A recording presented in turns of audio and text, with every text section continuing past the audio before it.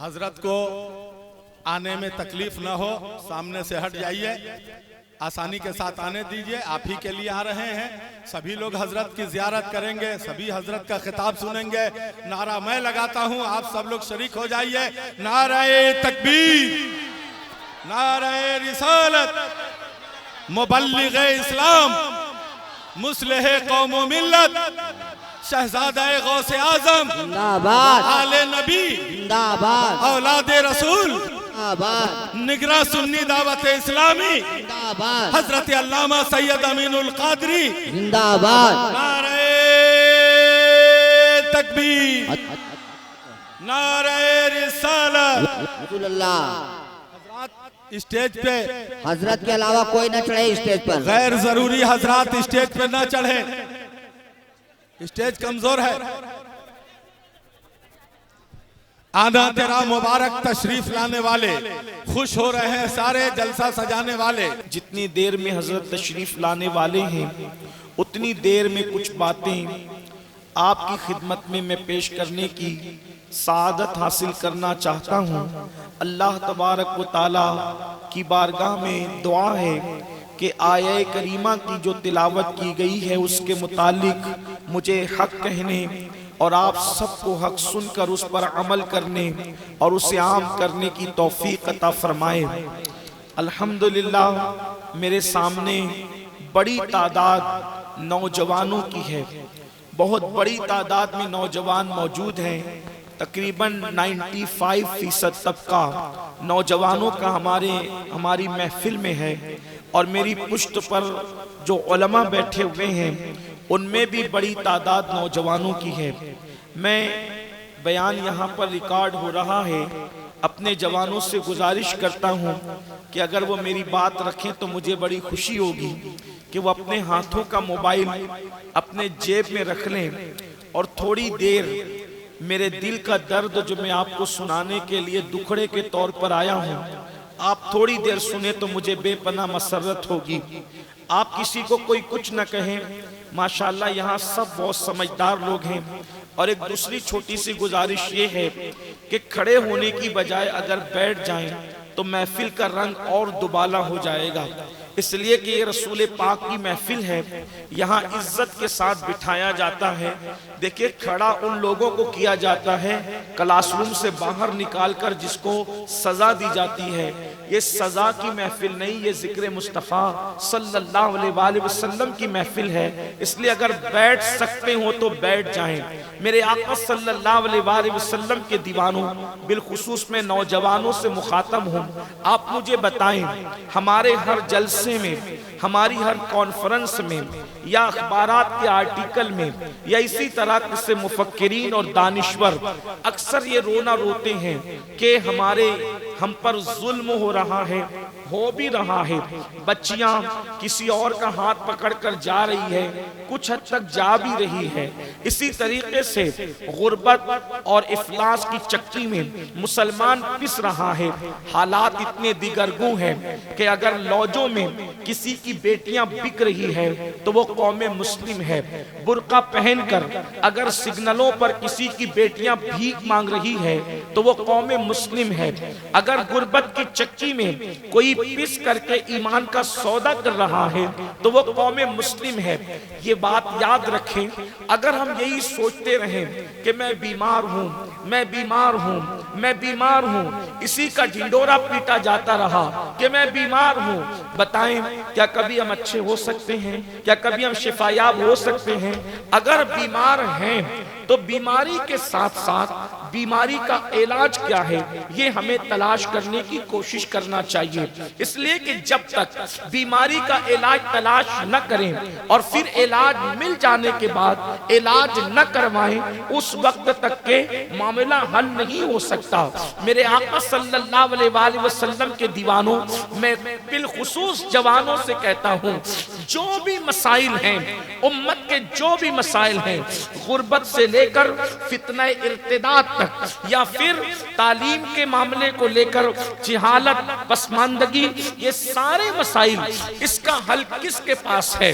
اس کا حل صرف قوم کی یوتھ کے پاس ہے، نوجوانوں کے پاس ہے۔ اچھی طرح یاد رکھنا، جس قوم کا جوان باشعور ہو جائے، جس قوم کا جوان سوجھ بوجھ والا ہو جائے، جس قوم کا جوان سنجیدہ ہو جائے، جس قوم کا جوان مقصد اور اپنے ایم پر نظر رکھے، پھر اس قوم کو ترقی کی راہ سے دنیا کی کوئی طاقت روک نہیں سکتی۔ میرے پیارے آقا صلی اللہ علیہ وسلم کے پیارے دیوانوں، دراصل بات یہ ہے، دنیا لرزہ بر اندام ہے مسلم جوانوں کی صلاحیت کی بنیاد پر۔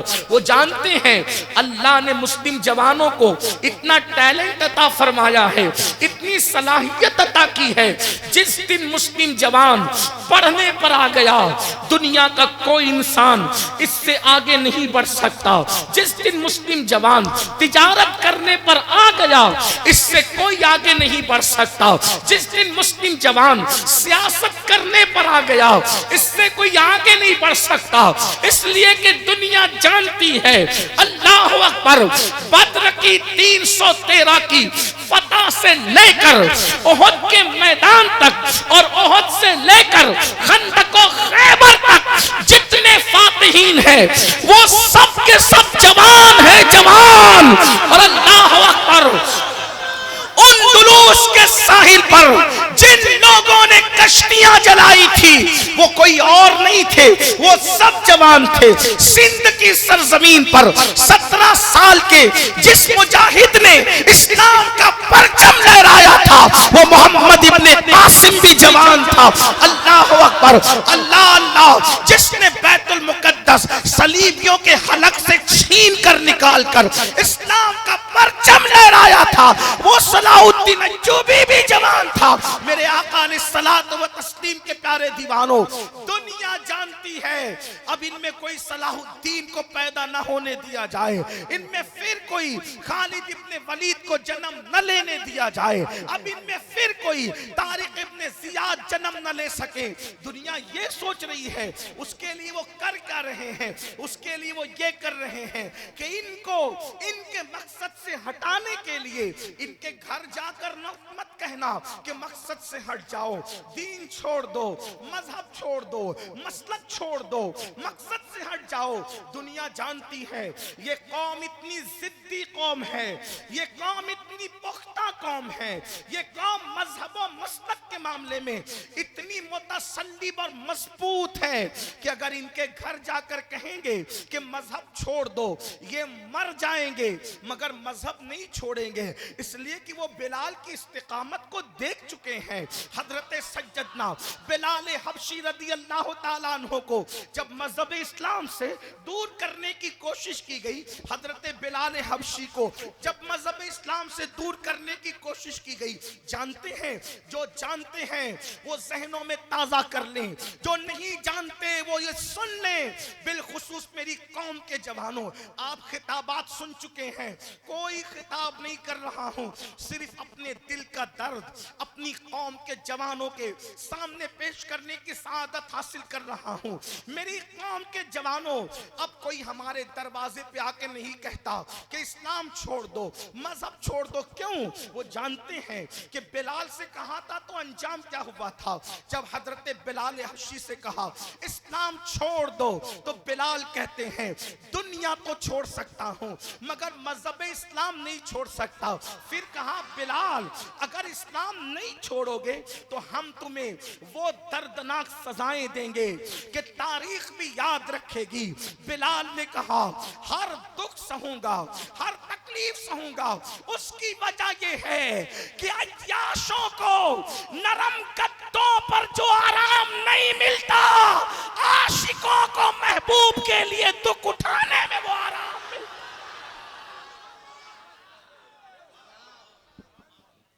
ہم تو پیدا ہوئے ہیں مصطفیٰ جان رحمت کے لیے۔ میرے امام نے یوں ہی نہیں کہا زمین و زمان تمہارے لیے، مکین و مکان تمہارے لیے, چنین و چنا تمہارے لیے, بنے دو جہاں تمہارے لیے, تن میں زبان تمہارے لیے, بدن میں ہے جان تمہارے لیے, ہم آئے یہاں تمہارے لیے, اٹھے بھی وہاں تمہارے لیے.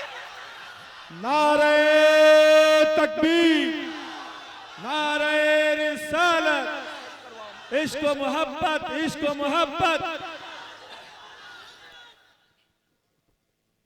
سیدنا بلال حبشی نے فرمایا ہر دکھ سہوں گا, ہر تکلیف سہوں گا, ہر مشکل سہوں گا.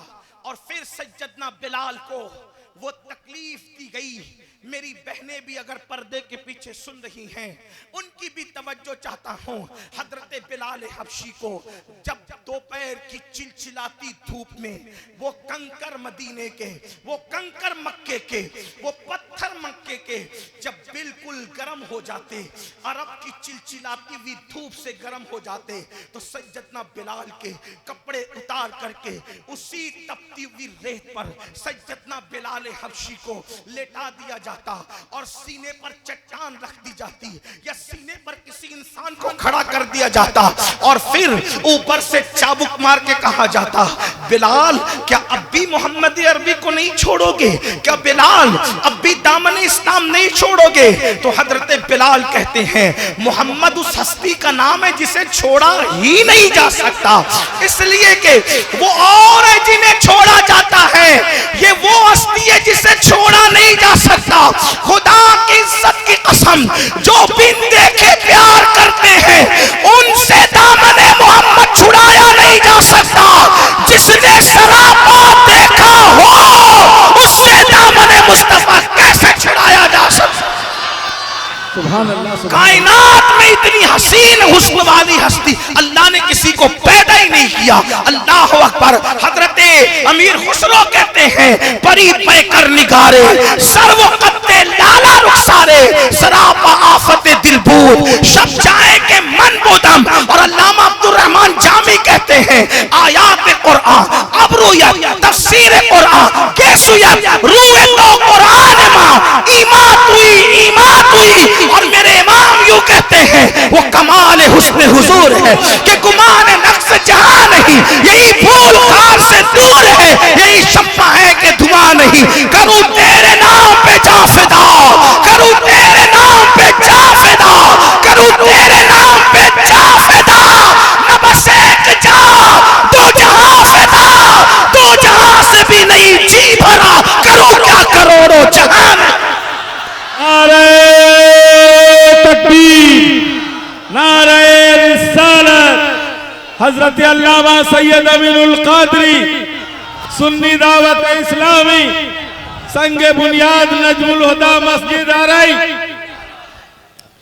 یہ جو نوجوان میرے محبت میں اٹھ کے نذرانہ لا کر کے دے رہے ہیں, میں ان سے کہتا ہوں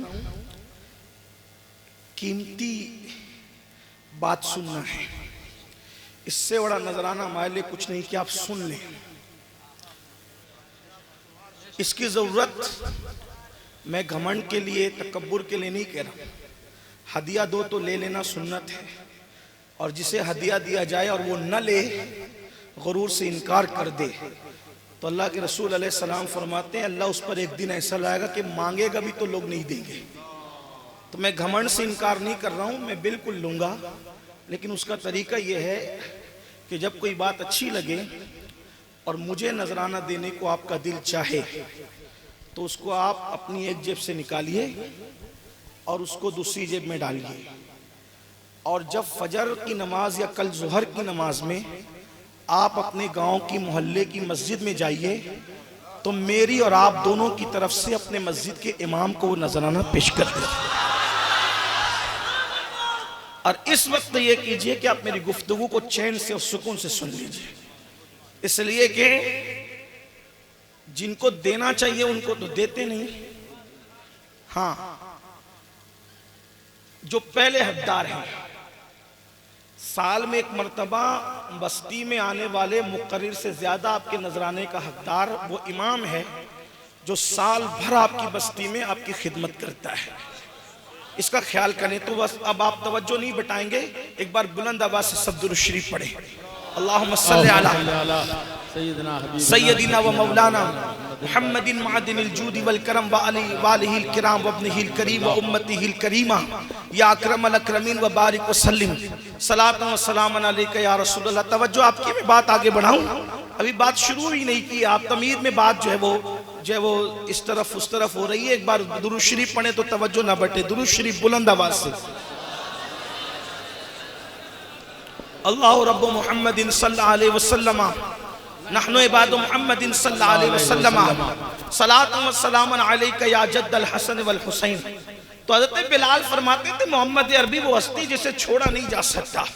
اور ایک بات آپ کو کہوں, اگر کوئی ان کو چھوڑ دے, یہ بات دھیان سے سننا, اگر کوئی رسول اللہ کو چھوڑ دے حضور کا کچھ نہیں بگڑتا.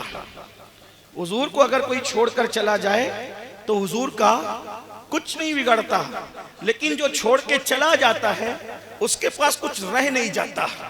ہندوستان میں دیکھ لو, ایک چھوڑ کر کے گیا, کتے سے بدترین اس کی زندگی ہو گئی ہے. جو تیرے در سے یار پھرتے ہیں در بدر یوں ہی خار پھرتے ہیں, اور ہمارا تعارف یہ ہے اس گلی کا گدھا ہوں میں جس میں مانگتے تاجدار پھرتے.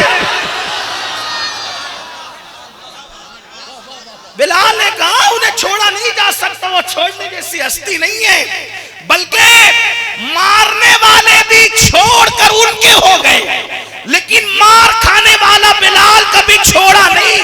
بلکہ لوگوں نے تانا دیا, بلال دیکھو آج کے تناظر میں دنیا کے جو حالات ہیں, بلال تو محبوب کے لیے اتنا پٹتا ہے, اتنی مار کھاتا ہے, تو تیرا محبوب تیرے لیے کیا کرتا ہے؟ تو بلال حبشی نے ہنس کے کہا تم لوگ نادان ہو, ابھی تم لوگ جو ہے وہ میکدہ عشق کا اصول نہیں جانتے, تم مکتبہ فکر کے چکر میں پڑے ہو. میکدہ عشق کا دستور تمہیں نہیں پتا, کیونکہ تم کہتے ہو مار کھاتا ہے, محبوب کیا کرتا ہے؟ ارے محبوب کیا کرے گا, یار ہی کی مرضی ہے کہ پٹائی ہو. کہ وہ کیوں؟ کہ اس لیے کہ جب ہوشیار انسان کسی چیز کو خریدنے جاتا ہے تو ٹھوک ٹھوک کر پہلے بجاتا ہے کہ یہ کچا ہے کہ پکا ہے. جب خوب پیٹ لیتا ہے اور پھر کھنکھنانے کی آواز آتی ہے تو یار پھر خرید کر اپنا بنا لیتا ہے. بلال کو اس لیے پیٹا جا رہا ہے تاکہ زمین اور آسمان گواہ ہو جائے کہ بلال کچے کا نام نہیں, بلال تو کسی پکے عاشق رسول. اگر آج بھی دنیا میں کسی کو پیٹا جا رہا ہے تو مایوس نہیں ہونا, یار پٹوا پٹوا کر دیکھ رہا ہے کہ عشق میں کتنا بگ. ہاں, ورنہ کسی کی اوقات کیا ہے کہ ہم سے نظر بھی ملا سکے. تو اللہ اکبر, بلال حبشی کو مارا گیا. بلال کہتے رہے احد احد, اللہ ایک ہے, اللہ ایک ہے. وہ جان گئے کہ مسلمانوں کو مار کر, پیٹ کر, گھر جلا کر, ظلم ڈھا کر, تلواروں سے دھمکا کر ایمان نہیں چھینا جا سکتا, مقصد سے نہیں ہٹایا جا سکتا. اسی طرح اور بھی بے شمار اصحاب کی داستان ہے, جیسے حضرت سیدنا خباب رضی اللہ تعالیٰ عنہ. یہ خباب کون ہے جانتے ہیں؟ پہلی بات تو بہت سارے جوانوں کو حضرت خباب کا نام بھی نہیں پتا ہوگا. بڑی معذرت کے ساتھ رحم کرو اپنے آپ پر, یہ وہ اولین صف کے لوگ ہیں جنہوں نے اسلام کی خاطر اپنا سب کچھ قربان کیا ہے. حضرت خباب وہ ہے میرے عزیز کہ جب حضرت خباب نے اسلام قبول کیا تھا تو خباب کو اسلام سے ہٹانے کے لیے, حضرت خباب کو اسلام سے دور کرنے کے لیے جو وہ کوئلے جلائے جاتے, کوئلے دہکائے جاتے, اور جب کوئلے دہکا دیے جاتے تو حضرت خباب کو کپڑے اتار کر کے جلتے ہوئے کوئلے پر لٹا دیا جاتا اور کہا جاتا خباب اسلام چھوڑ دو. حضرت خباب رضی اللہ تعالیٰ کہتے سب چھوڑ دیں گے, اسلام نہیں چھوڑیں گے. یہاں تک تاریخ نگاروں نے لکھا ہے کہ حضرت سیدنا خباب رضی اللہ تعالیٰ عنہ ان کی چربی اور چمڑی پگھل کر کے وہ کوئلے بجھا دیا کرتی تھی, لیکن حضرت خباب پر کوئی اثر نہیں پڑتا تھا. یہ سب کچھ لوگ دیکھ چکے ہیں, یہ آزما چکے ہیں. اب لوگوں نے ہمیں بگاڑنے کے لیے کیا طریقہ اختیار کیا؟ انہوں نے طریقہ یہ اختیار کیا, آج کے دور میں اسلام دشمن طاقتوں نے ان کو انگاروں پہ مت لٹاؤ, ان کو چابک نہ مارو, ان کو جو ہے وہ اللہ اکبر لالچ نہ دو, ان کے گھر گھر جا کر ان کو یہ نہ کہو کہ اسلام چھوڑ دو, ان کو کچھ ایسی باتوں میں مبتلا کر دو کہ یہ اپنے مذہب کو بھول جائیں, اپنے ایم کو فراموش کر دیں, اپنے مقصد کو فراموش کر دیں. تو انہوں نے کیا طریقے اختیار کیے؟ اللہ اکبر, ان کو نشے کا عادی بنا دو. جب نشے میں دھت پڑے رہیں گے, ان کو خبر بھی نہیں رہے گی کہ رسول کون ہے, خدا کی شان کیا ہے, بچوں کی ذمہ داریاں کیا ہے, قوم کی ذمہ داریاں کیا ہے, ملک ملت کی ذمہ داریاں کیا ہے, ملک ملت کے بارے میں ایک نوجوانوں کے احساسات کیا ہونے چاہیے. اللہ اکبر, ظاہر سی بات ہے جو نشے میں گم رہے گا اس کو خود کے بچوں کی فکر نہیں ہوگی تو وہ قوم کی بیٹیوں کی آبرو کی کیسے فکر کرے گا؟ جو نشے میں دھت رہے گا, جس کو اپنے خود کے بوڑھے ماں باپ کی کے پالنے کا احساس نہ رہے گا تو وہ دوسروں کے مستقبل کی کیا فکر کرے گا؟ اللہ اکبر, کبھی نشہ, کبھی فلموں کے اسٹائل میں پیار محبت اور عشق کی داستانوں کے نام پر ہمارے مسلم جوانوں کو لڑکیوں کا دل ڈالا بنا دیا گیا, فلموں کا, سیریلوں کا, آوارگی کا, عیاشی کا دل ڈالا بنا دیا گیا. اس سے نقصان کیا ہو رہا ہے؟ ہم اپنے مقصد سے ہٹ گئے. اللہ اکبر, دوسروں کے بچے پڑھ رہے ہیں, ہمارے بچے نشے میں ڈوب چکے ہیں. اللہ اللہ, اے میری قوم کے جوانوں, اب میں آپ سے پوچھنا چاہتا ہوں بحیثیت مسلم جوان ہماری ذمہ داری کیا ہے؟ ہماری کیا ذمہ داری ہے؟ یہی کہ اگر کسی بیٹی کی آبرو لٹتی ہوئی ہم کسی کیمرے کے اندر دیکھیں تو بڑے درد کے ساتھ دوستوں کے گروپ میں اس کو شیئر کر دیں, دیکھیں فلانی کی آبرو فلانے لوٹ لی. یہی بات اسی لیے پیدا ہوئے تھے, اسی لیے جوان بنے تھے, اسی لیے مرد کہلائے تھے کہ اپنی بہن کی لٹتی ہوئی آبرو کی وہ چھوٹی سی کلپ تم کسی دوستوں کے گروپ میں شیئر کر کے اس کے ننگے پن کو مزید اور عام کرو گے, اس کی عریانیت کا نیلام کرو گے, اس کی آبرو کا مزید مذاق اڑاتے ہوئے لوگوں کو دیکھو گے. اے میری قوم کے جوانوں, اگر کسی کی موت پر تم غمگین ہو رہے ہو تو صرف اسی لیے کہ بس وہ کلپیں تم کسی موبائل پر چلا دو, آپ کی کوئی ذمہ داری نہیں. بحیثیت مصطفیٰ جان رحمت کا, با وفا امتی ہونے کا اگر احساس ہے تو پھر ہمیں یہ تہیہ کرنا ہوگا, چلو کچھ ایسا کریں کہ اگر آج سے پہلے کسی بہن کی آبرو لوٹی گئی ہے تو ہم ایسا کچھ کریں گے کہ آج کے بعد کسی کی آبرو لوٹی نہ جائے, کسی کی آبرو پہ حملہ نہ ہو. اگر کسی کی بہن غربت کی بنیاد پر لوج میں بکی ہے تو آج کے بعد میں بکنے نہیں دوں گا. یہ ذمہ داری آپ کی اور میری ہے. بحیثیت جوان کب تک کہ اپنے بالوں کو سنوارنے میں مصروف رہو گے؟ کب تک کہ منہ دھو دھو کر اپنے چہرے کو چمکدار بنانے کی کوشش کرو گے؟ کب تک کہ پھٹی ہوئی جینس پہن کر اور شارٹ شرٹ پہن کر ہیرو کے انداز میں کمر مٹکاتے ہوئے پھرتے رہو گے؟ کب تک کہ کانوں میں بالیاں پہن کر ہیرو کی نقل کرو گے؟ میرے عزیز, تو بہت عظیم ہے, تو خاتم النبی جین کا امتی ہے. تجھے پتا ہے حضور کا امتی ہونا کیا ہے؟ جس کا امتی بننے کے لیے 70 انبیاء نے دعا کی تھی, اس نبی کا امتی اللہ نے بن مانگے تجھے بنایا ہے. کوئی بھی VIP تیری جوتیوں کا مقابلہ نہیں کر سکتا. تو اپنی عظمت کو تو سمجھ, تو غلام کس کا ہے, تو امتی کس کا ہے, تو کلمہ کس کا پڑھتا ہے؟ جس کے آگے حضرت جبریل جیسے تھک کر کے بیٹھ جاتے ہیں, جس کے دروازے کا دربان جبریل اعظم ہے, تو اس محمد عربی کا غلام ہے. اپنی عظمت کو سمجھ میرے جوان, تو ناچنے کے لیے پیدا نہیں ہوا, تو ناچنے والوں کو روکنے کے لیے پیدا ہوا ہے. تو غزلیں اور گانے گانے کے لیے پیدا نہیں ہوا, تو لوگوں کی زبان پر قرآن کا نغمہ لانے کے لیے پیدا ہوا ہے.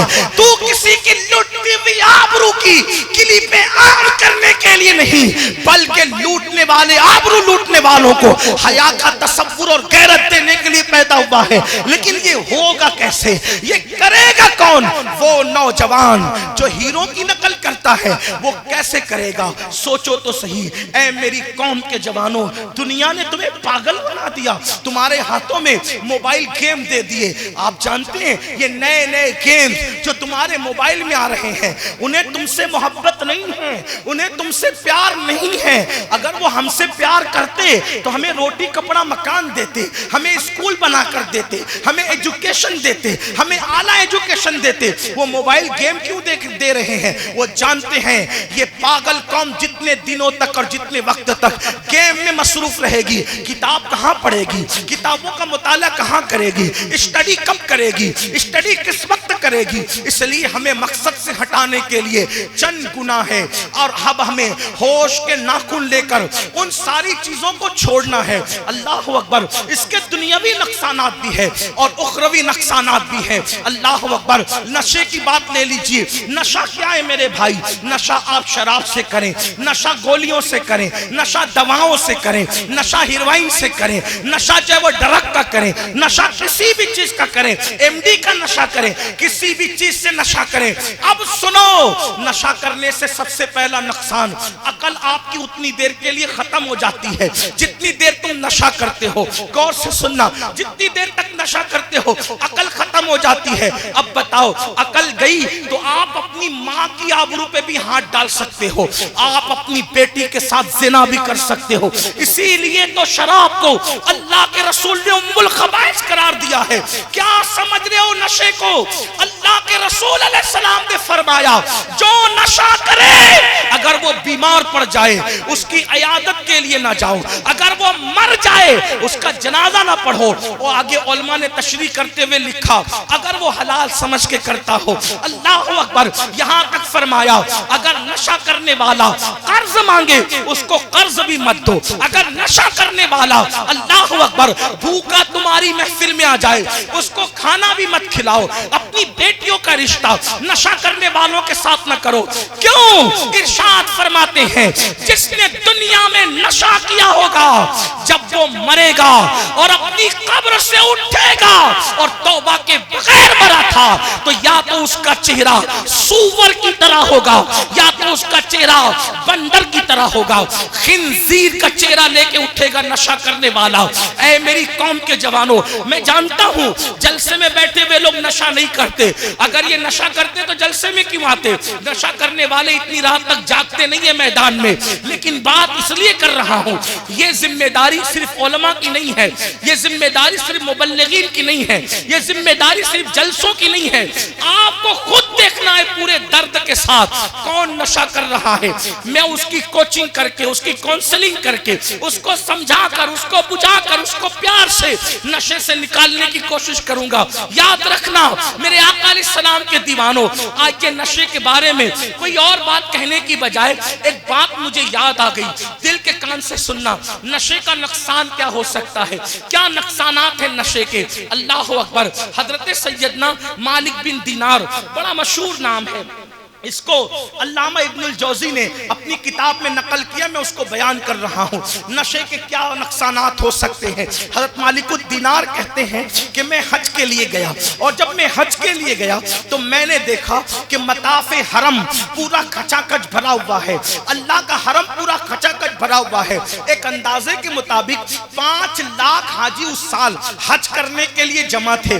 حضرت مالک ابن دینار کہتے ہیں میری دل کی کلی کلی خوش ہو گئی، یا اللہ کیا دن تو نے دکھایا مسلمانوں کو، ابھی تیرے محبوب کے پردہ فرمانے کو چند سال بھی نہیں گزرے کہ تو نے اسلام کو کتنی ترقی دی، اسلام کو کتنا غلبہ دیا کہ اسلام پھیل گیا، اور اس وقت 5 لاکھ لوگ حج کے لیے آئے ہیں۔ میرے اللہ یہ بتا تو صحیح کہ تو نے کس کا حج قبول کیا اور کس کا حج رد کر دیا۔ تو حضرت مالک بن دینار کہتے ہیں کہ جب میں یہ دعا کر کے اپنے خیمے میں جا کر کے سویا تو مجھے بتایا گیا اے مالک اس حاجیوں کے محفل میں، ان حاجیوں کے درمیان ایک بندہ ہے جس کا نام محمد ابن ہارون ہے۔ اب میں اس کا نام محمد کہہ کر نہیں لوں گا چونکہ اس کے حج کے رد کا تذکرہ ہے، ابن ہارون کہوں گا۔ آپ سمجھ جانا ذکر کس کا ہو رہا ہے۔ حضرت مالک الدینار کہتے ہیں کہ جب مجھے بتایا گیا یہاں پر بلخ کا ایک حاجی ہے،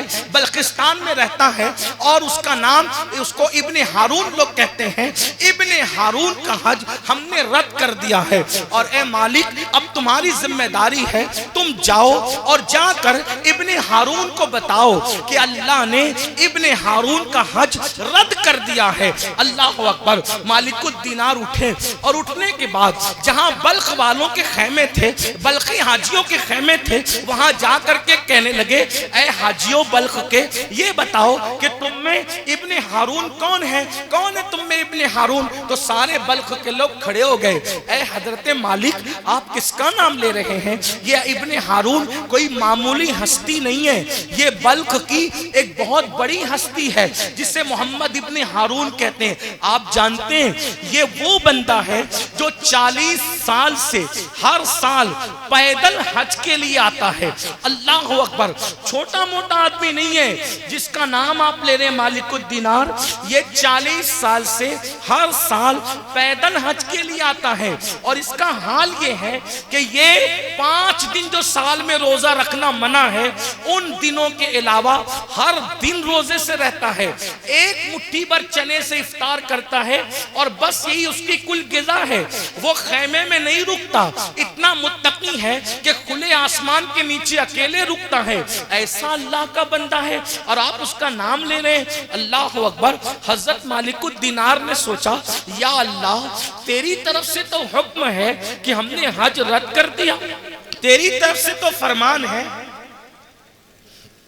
تیری طرف سے تو فرمان ہے کہ ہم نے حج رد کر دیا، اور لوگ اس کی اتنی تعریفیں کرتے ہیں۔ ایک بات دھیان سے سنیں، بندوں کا تعریف کرنا کوئی حیثیت نہیں رکھتا۔ خدا جانے مخلوق کچھ کہہ رہی ہو اور خالق نے کچھ اور فیصلہ کر رکھا ہو۔ جب اللہ خوب عبادت کی توفیق دے تو کبھی گھمنڈ مت کرنا، کیونکہ اللہ کے رسول علیہ السلام فرماتے ہیں جنتی اور جہنمی ہونے کے فیصلے ہو چکے ہیں۔ ایک بندہ جہنمی لکھا ہوتا ہے اللہ کی طرف سے، اور وہ جنتیوں جیسے عمل کرتا ہے۔ آج کل کوئی 5 وقت پڑھ لے، تہجد پڑھ لے، داڑھی رکھ لے، تو اپنے آپ کو میرا وہ بھائی ولی سے کم سمجھتا ہی نہیں، سب کو حقیر سمجھتا ہے، سب کو بے اوقات سمجھتا ہے۔ یاد رکھنا، سنو غور سے سنو، جب تک کہ دونوں پیر جنت میں نہ پہنچ جائیں اس وقت تک کہ ہم بالکل بے فکر نہیں ہو سکتے۔ میرے اور تمہارے سچے نبی فرماتے ہیں ایک بندہ اللہ کے یہاں جہنمی لکھا ہوتا ہے، عمل جنتیوں جیسے کرتا ہے، زندگی گزرتی ہے جنتی جنتی جنتی جیسا عمل، حتیٰ کہ اس کے اور جنت کے درمیان صرف ایک قدم کا فاصلہ رہ جاتا ہے، ایک قدم کا فاصلہ، اور تقدیر کا لکھا ہوا غالب آتا ہے۔ ایک قدم کا فاصلہ جنت میں اور اس میں رہ جاتا ہے، اور پھر وہ جنتی جیسے عمل کرنے کی بجائے جہنمی جیسے عمل کرنے لگتا ہے، اور اسی حالت میں اس کو موت آتی ہے، حتیٰ کہ وہ جہنمی ہو کے مرتا ہے۔ اور پھر فرمایا کسی کو اللہ جنتی لکھ دیتا ہے اور وہ پوری زندگی جہنمیوں جیسا عمل کرتا ہے، حتیٰ کہ اس کے اور جہنم کے درمیان ایک قدم کا فاصلہ رہ جاتا ہے، اور وہ بندہ جہنم کے بالکل قریب چلا جاتا ہے، لیکن اللہ اس کو ہدایت دیتا ہے، اور پھر وہ بندہ نیک عمل کرتا ہے، اور اسی حالت میں اس کا انتقال ہوتا ہے، اور پھر وہ جنت میں جاتا ہے۔ میرے بھائی کیا کس بلا کی میں سے ہے سرشار ہم، دن ڈھلا ہوتے نہیں ہوشیار ہم، آج ہم گھمنڈ کرتے ہیں ہم سنی ہیں ہم جنتی ہیں، ہم سنی ہیں ہم جنتی ہیں۔ میں علماء کی موجودگی میں پوچھتا ہوں میرے بھائی تو کیسا سنی اور جنتی ہے کہ تجھے طہارت کی سنتیں بھی نہیں پتا، اور تو اپنے آپ کو سنی کہتا ہے،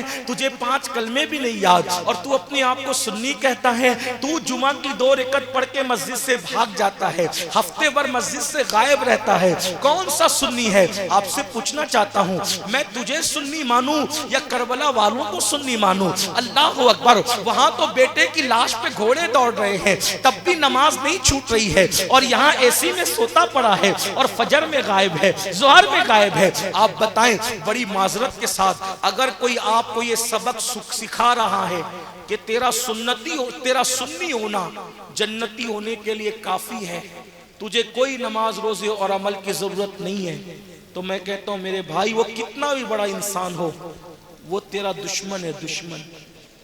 کیوں؟ کیوں؟ شاعری کی دنیا اور ہے اور حقیقتوں کی دنیا اور ہے۔ اللہ کے رسول نے اپنے خاندان والے اہل بیت، اپنے اہل بیت سے کہا تھا اے بنو ہاشم عمل کرنا، عمل۔ حضور نے اپنے گھر والوں سے کہا۔ یہ جملے لوگوں کو تلخ لگے تو معاف کرنا، لیکن یہ حقیقت ہے۔ فرمایا بنو ہاشم، اے میرے خاندان کے، رسول کے خاندان کے لوگوں، مالک جنت اپنے گھر والوں کو کہہ رہے اے بنو ہاشم عمل کرنا، عمل۔ ایسا نہ ہو کہ لوگ عمل لائیں اور تم صرف نسب لاؤ۔ جس کو عمل نے پیچھے کر دیا اس کو نسب کبھی آگے نہیں کر سکتا۔ یہ اللہ کے رسول نے اپنے گھر والوں سے کہا تھا۔ اس رسول اللہ کے گھر والوں نے اس بات کو کتنا سیریس لیا۔ آپ سیریس نہیں لے رہے، آپ سیریس نہیں لے رہے، ڈر والے ہو کہ سیریس نہیں لے رہے۔ گھر والوں نے کتنا سیریس لیا، کتنا سیریس لیا، کتنا عمل کیا، کتنا عمل کیا کہ در والے صرف محراب اور منبروں پہ قرآن پڑھتے ہیں، مگر گھر والے نیزے کی نوک پہ قرآن پڑھ کر کے بتاتے ہیں کہ ہمارے جسم کا تعلق ہمارے سر سے ختم ہو سکتا ہے مگر قرآن سے اہل بیت کا تعلق کبھی ختم نہیں ہو سکتا۔ نعرہ تکبیر، مجھے بتاؤ نبی کے گھر کے علاوہ کسی اور فرد نے نیزے پہ قرآن سنایا ہو تو بتاؤ۔ پھر نبی کے گھر والوں نے کتنا سیریس لیا کہ 70 سال تک جو نہ سویا نہ بستر کو پیٹ لگائی، رات و دن عبادت کیا۔ اس معین الدین کا تعلق کس خاندان سے؟ نبی کے گھر والوں سے۔ جس نے 40 سال تک عشاء کے وضو سے فجر کی نماز پڑھی، وہ کسی اور خاندان کا نہیں ہے، وہ خاندان بنو ہاشم کا چشم چراغ ہے، وہ میرے رسول کا بیٹا ہے۔ ارے ایسا بیٹا کہ 108 علوم و فنون کا ماہر مجدد جب سنہری جالیوں کے سامنے جاتا ہے تو فتاوی رضویہ لے کر نہیں جاتا، ہدایت کے بخشش لے کے نہیں جاتا، عالم نوالولا لے کے نہیں جاتا، زبدۃ الزکیہ لے کے نہیں جاتا، اپنا عمل لے کے نہیں جاتا، بلکہ وہ نبی کے ایسے بیٹے کو لے جاتا ہے جس نے 40 سال تک عشاء کے وضو سے فجر پڑھی۔ اور یہی مجدد قومیت ماضیہ کہتے ہیں تیری سرکار میں لاتا ہے رضا اس کو شفیع جو میرا غوث ہے اور لاڈلا بیٹا تیرا۔ نعرہ اللہ کے رسول نے، نعرہ رسالت، حضرت علامہ سید امین القادری، اللہ کے رسول نے اپنے گھر والوں سے فرمایا۔ نبی کے گھر والوں میں آپ دیکھیں امام زین العابدین، ان کا نام زین العابدین نہیں ہے، کیا نام ہے ان کا؟ ان کا نام ہے علی ابن حسین۔ کیا نام ہے؟ امام زین العابدین کا نام کیا ہے؟ زین العابدین نام نہیں، یہ لقب ہے۔ تو یہ زین العابدین لقب کیسے پڑا؟ زین العابدین کا مطلب ہوتا ہے عابدوں کی زینت۔ اتنی عبادت کی، اتنی عبادت کی کہ عبادت کرتے کرتے لوگوں نے کہا یہ صرف عابد نہیں بلکہ عابدوں کی زینت ہے۔ اتنی روزانہ 300 رکعت نمازیں پڑھتے تھے امام زین العابدین، کبھی کبھی 700 رکعت نماز پڑھتے تھے امام زین العابدین۔ آپ سے پوچھنا چاہتا ہوں گھر والے اتنی محنت کر رہے نفل میں، در والوں کو کیا سوجی ہے؟ یہ تو مست ہے، مسجد میں نہیں بھی آئیں گے ہفتہ بھر تو کون بخشوائے گا؟ تو بولے غوث پاک۔ پوری زندگی ناپاک گھومتے رہیں گے، ہفتے ہفتے پر جنابت کا غسل نہیں کریں گے، کون جنت میں لے جائے گا؟ ہاتھ پکڑ کے پیر صاحب۔ یقیناً میرے غوث کو اتنی طاقت اللہ نے دی ہے کہ جس کو چاہے جنت میں لے جائے، انکار میں نہیں کر رہا ہوں، پشتینی سنی ہوں الحمدللہ، اور مسلک اعلیٰ حضرت میرا مسلک کا فکر رضا کے ہم پابند ہیں۔ ہم اس عقیدے کے ہیں کہ کیا ہی ذوق افزا شفاعت ہے تمہاری، واہ واہ، قرض لیتی ہے گناہ پرہیزگاری، واہ واہ، لیکن ساتھ میں یہ بھی ہم پڑھتے ہیں صدقہ پیارے کی حیا کا نہ لے مجھ سے حساب، بخش بے پوچھے لجائے کو لجانا کیا ہے۔ کریم اپنے کرم کا صدقہ، لئیم بے قدر کو نہ شرما، تو اور رضا سے حساب لینا، رضا بھی کوئی حساب نہیں۔ آپ غور تو فرمائیں، غوث و خواجہ بخشوا سکتے ہیں، انکار نہیں کر رہا ہوں، لیکن جو غوث پاک یہ فرما دیں کہ بے نمازی مر جائے تو اس کو مسلمانوں کے قبرستان میں دفن بھی مت کرو، تو جو غوث پاک بے نمازی کو مسلمانوں کے قبرستان میں قبول نہیں کرتے، وہ غوث پاک بے نمازیوں کو اپنے سلسلے میں کیسے قبول کریں گے؟ یہ بھی تو سوچو میرے بھائی۔ یہ جو اپنی طبیعت چلا رہے، خدا کے لیے رحم کرو اپنے آپ پر، اپنے آپ کو دھوکہ مت دو، اپنے آپ کو فریب مت دو۔ تو عرض یہ کر رہا تھا کہ اگر اللہ خوب عمل کی توفیق دے تو بھی گھمنڈ، عمل والوں کے لیے ہے ڈرو، عمل والوں کے لیے ڈرو، اس لیے کہ اللہ کسی بھی چیز پہ پکڑ کر سکتا، اس کی خفیہ تدبیر کسی کے لیے بھی ہے۔ اللہ اکبر۔ تو حضرت مالک الدینار کہتے ہیں ابن ہارون کے بارے میں جب میں نے سنا کہ لوگ تو اس کو کہہ رہے ہیں یہ ولی ہے، یہ ایسا ہے، اتنا نیک ہے، 40 سال سے ہر سال پیدل حج کو آتا ہے ابن ہارون، تو میں نے کہا میں اس سے ملاقات تو کروں۔ تو حضرت مالک الدینار کہتے ہیں کہ میں ابن ہارون کی طرف چلا، اور جب میں نے اس سے ملاقات کرنا چاہی تو میں نے کیا دیکھا کہ ایک ہاتھ کٹا ہوا ہے اس کا، اور وہ کھلے آسمان کے نیچے آسمان کی طرف دیکھ کر رو رہا ہے، اس کی داڑھی آنسوؤں سے تر ہے، آنسوؤں سے بھری ہوئی اس کی داڑھی ہے۔ اور جب میں اس کے قریب گیا تو جلدی سے اس نے میرے قدموں کی آہٹ سنی، تو جلدی سے چہرے سے آنسو پوچھ لیے اور آنسو صاف کر کے کہا، اے اللہ کے ولی، اے اللہ کے نیک بندے، تم کوئی خواب دیکھ کر آ رہے ہو میرے پاس؟ تم نے کوئی خواب دیکھا ہے میرے حوالے سے؟ حضرت مالک الدینار کہتے ہیں کہ میں نے اس سے سنا کہ وہ میرے خواب کو جانتا ہے، تو میں نے سوچا اللہ کے بندے تو بڑا پہنچا ہوا بندہ ہے، تو میرا خواب جانتا ہے۔ تو کہا تم نے خواب میں یہی دیکھا نا کہ جا کے ابن ہارون کو بتا دو کہ ہم نے اس کا حج رد کر دیا ہے، اس کے حج کو ہم نے مردود کر دیا ہے۔ حضرت مالک الدینار اور پریشان ہوئے، یا اللہ یہ تو میرا خواب بھی جانتا ہے اور میرے خواب کا مضمون بھی جانتا ہے۔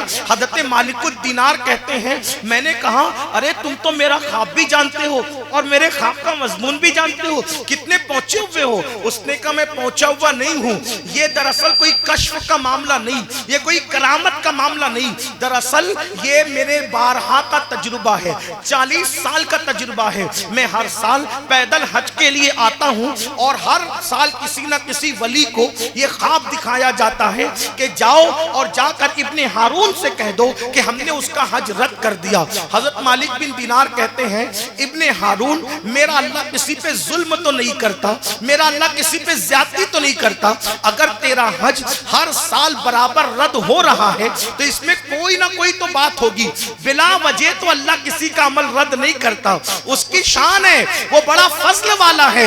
ابن ہارون نے کہا مالک اگر تم اللہ کے اتنے برگزیدہ بندے نہ ہوتے تو میں یہ بات کسی کو نہیں بتاتا، اور نہ میں نے آج تک کسی کو بتائی ہے، لیکن آج میں یہ راز تم کو بتا رہا ہوں، میرا حج رد ہو رہا ہے، میری عبادتیں رد ہو رہی ہے، میری نمازیں رد ہو رہی ہے، میری کوئی عبادت قبول نہیں ہے مالک، حتیٰ کہ میرے دل کو چین نہیں، میرے دل کو سکون نہیں، میرے دل کو اطمینان اور قرار نہیں۔ مالک الدینار نے پوچھا وجہ، تو وہ ابن ہارون کہتا ہے اے مالک ابن دینار، اللہ نے مجھے دولت سے بہت نوازا تھا، اللہ نے مجھے مال سے بہت نوازا تھا، بہت دولت دی تھی اللہ نے، بہت مال دیا تھا اللہ نے، لیکن دولت اور مال ملنے کے بعد چند غلط دوستوں کی صحبت مل گئی اور میں چند غلط دوستوں کے ساتھ ہو گیا۔ اللہ اکبر، یہ بات میں اپنے جوانوں سے بھی کہتا ہوں، یاد رکھنا صحبت انسان کو بناتی بھی ہے، صحبت انسان کو بگاڑتی بھی ہے۔ اے میری قوم کے جوانوں،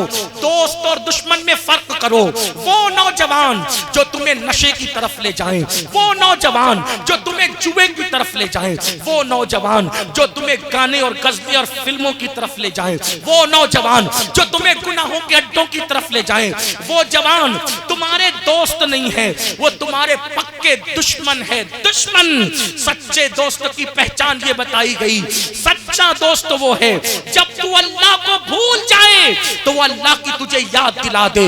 गुनाहों के अड्डों की तरफ ले जाने वाला तुम्हारा दोस्त नहीं हो सकता, वो दुश्मन है। बहुत सारे नशा करने वाले जवान मेरे पास आए तो मैंने पूछा पहली बार नशा कब किया था? तो कहा हजरत मेरे दोस्तों ने कहा था तेरी माँ की कसम शराब पी ले, किसी ने कहा तेरे बाप की कसम शराब पी ले, तेरे इकलौते बच्चे की कसम शराब पी ले, तेरी बीवी की कसम शराब पी ले।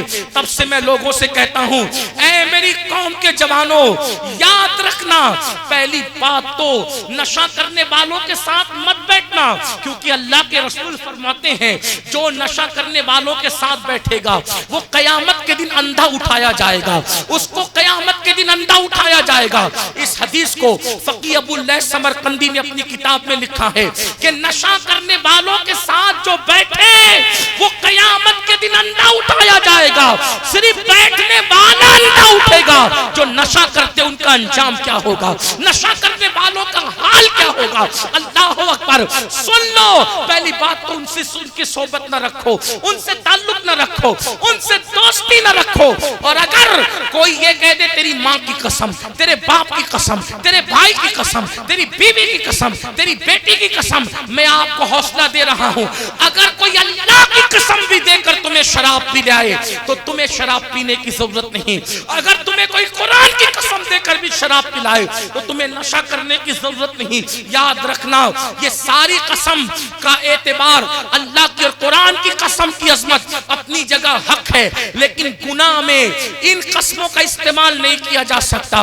और अगर गुनाह कराने के लिए कोई कसम दे तो उसकी कसम मानी नहीं जाएगी, उसकी कसम नहीं मानी जाएगी। याद रखना, इसका बहुत ख्याल करना। अल्लाह अकबर। तो वो कहता है मालिकुद दिनार से, ऐ मालिक जब मैं दोस्तों के साथ, मालदार दोस्तों के साथ हो गया, गलत दोस्त थे, उन्होंने मुझे शराब का आदी बना दिया, नशे का आदी बना दिया। मैं अपनी माँ से छुप छुप कर शराब पीता रहा। मेरी वफादार बीवी को पता था कि मैं नशा करता हूँ, लेकिन उसने वफा की वजह से ये राज किसी को नहीं बताया। हत्ता के मेरी माँ से छुप छुप कर मैं नशा करता रहा, शराब पीता रहा। बिलाखिर एक दिन शाबानुल मुअज्जम की आखिरी तारीख थी, शाबान की आखिरी तारीख थी। मैं नशे के लिए गया दोस्तों के साथ, और उस दिन इतना नशा किया, आइंदा दिन चूंकि रमजान शरीफ आने वाले थे, इतना नशा किया कि नशे में धुत हो गया और दिन किधर गुजरा पता भी नहीं चला। शाम को डोलते हुए लड़खड़ाते हुए घर की तरफ आया तो रमजानुल मुबारक का चांद नजर आ चुका था। मेरी माँ मेरा इंतजार कर रही थी। जैसे ही मैं दरवाजे पर आया, पहली बार मेरी माँ ने मुझे नशे की हालत में देखा तो माँ को गुस्सा आया। उसने कहा बदबख्त, कमबख्त, तू रमजान शरीफ की पहली शब में नशा करके आया है। और माँ को गुस्सा था क्योंकि मैं माँ का बड़ा फरमाबरदार बेटा था। माँ की कोई बात मैंने कभी नहीं टाली थी, लेकिन उस दिन मैं नशे में था। माँ ने गुस्से से एक तमाचा मुझे मारा। माँ का एक तमाचा मारना था। मैं नशे में था, होश में नहीं था, शैतान के हाथों की कठपुतली बन गया। माँ ने जब मुझे एक तमाचा मारा तो पलटकर मैंने भी अपनी माँ को तमाचा मारा। और सिर्फ तमाचा नहीं मारा बल्कि मारता गया। बूढ़ी माँ को मैं मारने लगा और तंदूर जल रहा था, चूल्हा जल रहा था। मैंने बूढ़ी माँ को उठाया और उठाकर हालते नशा में जलते हुए तंदूर के अंदर फेंक दिया। मैंने अपनी माँ को जलते हुए तंदूर में फेंक दिया। अल्लाह अकबर। और फिर उसके बाद क्या हुआ मुझे कुछ नहीं पता। जब सुबह हुई तो मैंने नशा खत्म होने के बाद अपनी फरमाबरदार बीवी को आवाज लगाई। बीवी ने तल्ख लहजे में कहा बदबख्त, क्या बात है? मैंने उठ के कहा कि तू मुझे बदबख्त कह रही है। कहा मैं तो मुंतजिर थी तेरे नशे के खात्मे के लिए, वरना मैं रात ही को घर छोड़कर चली जाती।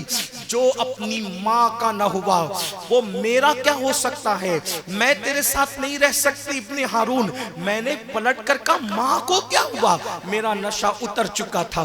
میں نے کہا ماں کو کیا ہوا؟ تو کہا دیکھ تو نے ماں کو قتل کر دیا. میں نے دیکھا میری ماں جلی ہوئی روٹی کی طرح کوئلے کی طرح جل کر مردہ پڑی تھی. میں نے گھبرا کر کہا ماں کو کیا ہوا؟ تو میری بیوی نے پوری داستان بتائی کہ تو نے حالت نشہ میں اپنی ماں کو قتل کر دیا ہے.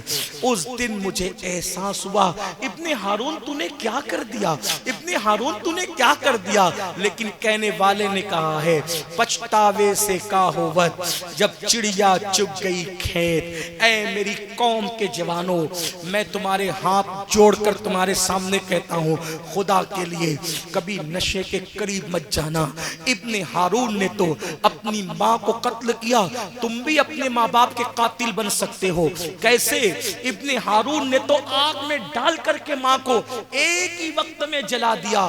جا کر اپنے باپ کے دل سے پوچھو جب تم گناہ کر کے گھر لوٹتے ہو تو باپ تندور کی آگ میں نہیں جلتا، باپ غموں کی آگ میں جلتا ہے، ماں غموں کی آگ میں جلتی ہے. اور سن لو چولہے کی آگ میں جل کر مرنے والا جلدی سے نجات پا جاتا ہے، لیکن غموں کی آگ میں جلنے والا ہر پل جیتا ہے، ہر پل مرتا ہے.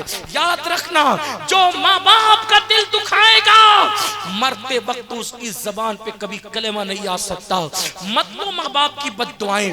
ماں باپ نے اسی دن کے لیے پیدا کیا تھا، ماں نے 9 مہینے تک اسی دن کے لیے پیٹ میں رکھا تھا. سوچو جب ایک ماں اپنے بچے کو بوجھ 9 مہینے تک اٹھاتی ہے تو وہ کتنی خوشی خوشی اٹھاتی ہے. کیوں خوشی خوشی اٹھاتی ہے پتا ہے؟ اسے پتا ہے یہ بچہ پیدا ہوگا تو بڑھاپے میں میری بڑھاپے کا سہارا بنے گا، وہ میری بڑھاپے کی لاٹھی بنے گا. ایک باپ اپنا پورا شباب اگر اپنے بچے کے لیے قربان کر دیتا ہے اسی لیے تاکہ بڑا ہو کر کے وہ باپ کا سہارا بنے. اب جب بچہ جوان ہو کر کے کسی لڑکی کے چکر میں پڑ جائے، گناہ کے چکر میں پڑ جائے، نشے کی لت میں پڑ جائے، آوارگی میں پڑ جائے، موبائل کا نشہ اس پہ طاری ہو جائے.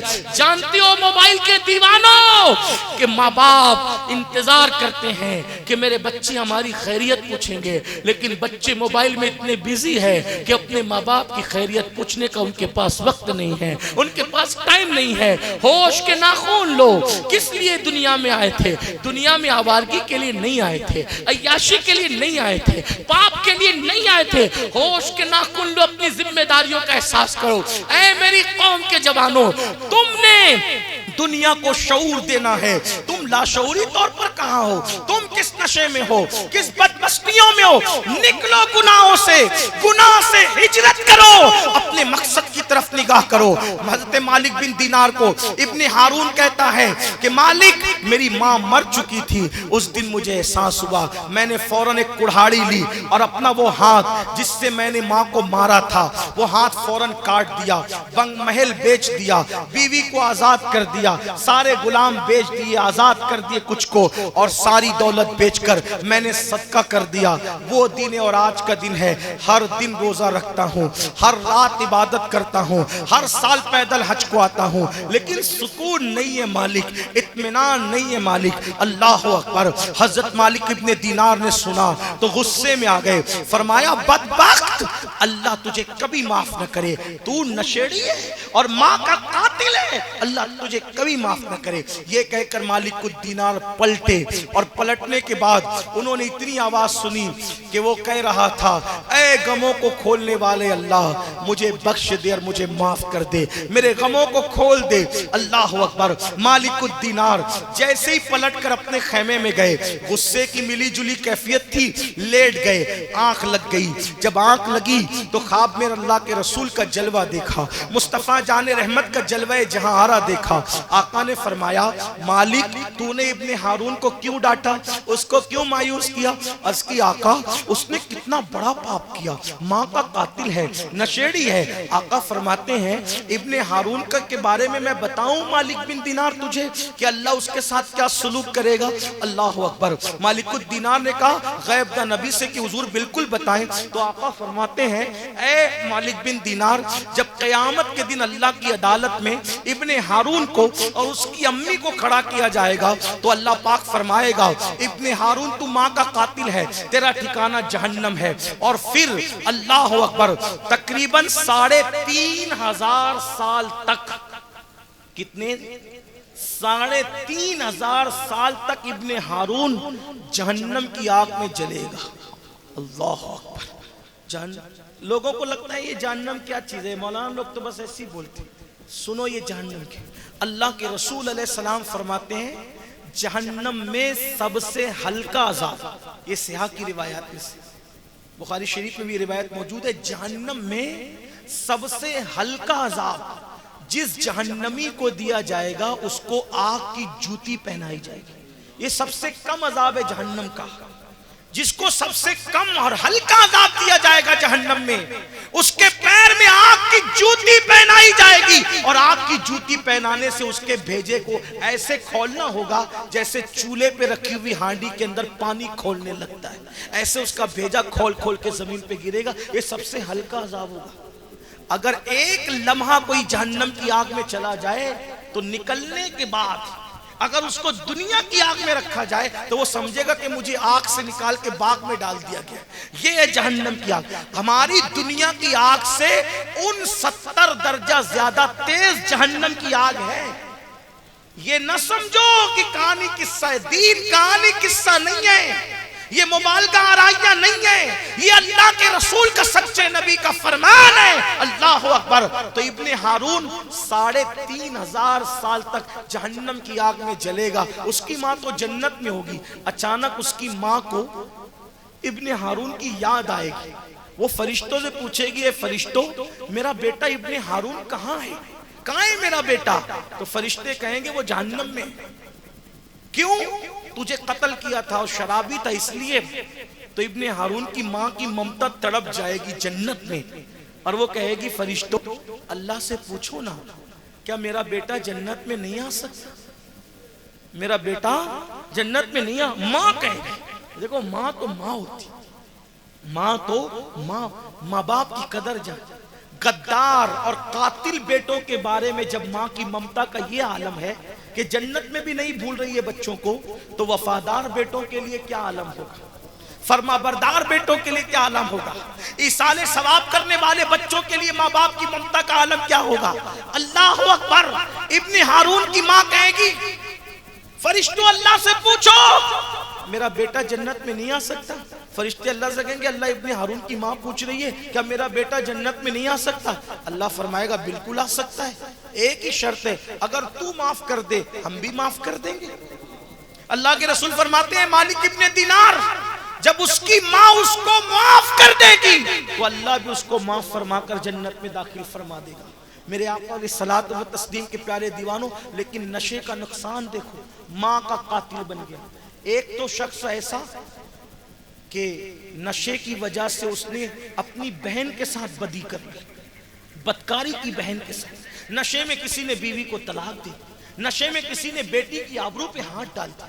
نشے کا بائیکاٹ کرنا ہوگا. نشہ پھیپڑوں کو کھا رہا ہے، نشے کی وجہ سے بیماری عام ہو رہی، اور ہمارے سماج میں نشے کو سستا کر کے لوگ بیچ رہے ہیں کہ کسی طرح ہمارے جوان نشے میں مبتلا ہو جائے. بلکہ اسکول، کالجز اور یونیورسٹی کے اندر باضابطہ طور پر ایسے لڑکوں کو اور لڑکیوں کو چھوڑا جاتا ہے تاکہ ذہین بچوں کو وہ نشے کا پابند عادی بنا دے. ابتدا میں ان کو فری میں نشہ دیں، بعد میں جب نشے کے عادی ہو جائیں گے تو خود ہی جو ہے وہ خرید کر کے نشہ کریں گے. اس لیے ہوش کے ناخن لو، ذمہ داری کا احساس کرو.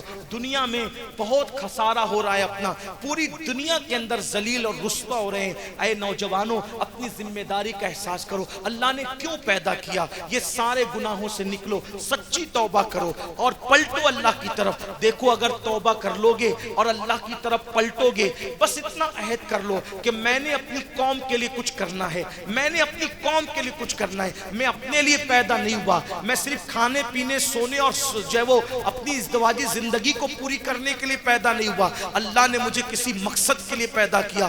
مقصد کی طرف توجہ کرو. اپنا مقصد کیا ہے پیدائش کا؟ تو مقصد یہ ہے پیدائش کا کہ اپنے بالوں کو نہیں سنوارنا سنوار نہ صرف بلکہ قوم کی وہ مسائل جو الجھے ہوئے ہیں، بلکہ قوم کی الجھی ہوئی تقدیر کو اپنے ناخن تدبیر سے سنوارنے کی کوشش کرنا ہے۔ ہمیں میں سے تو کوئی صلاح الدین ایوبی اٹھا تھا، ہمیں میں سے تو کوئی طارق بن زیاد اٹھا تھا، ہمیں میں سے تو کوئی حضرت خالد ابن ولید سیف اللہ کی شکل میں ظاہر ہوئے تھے۔ آئیے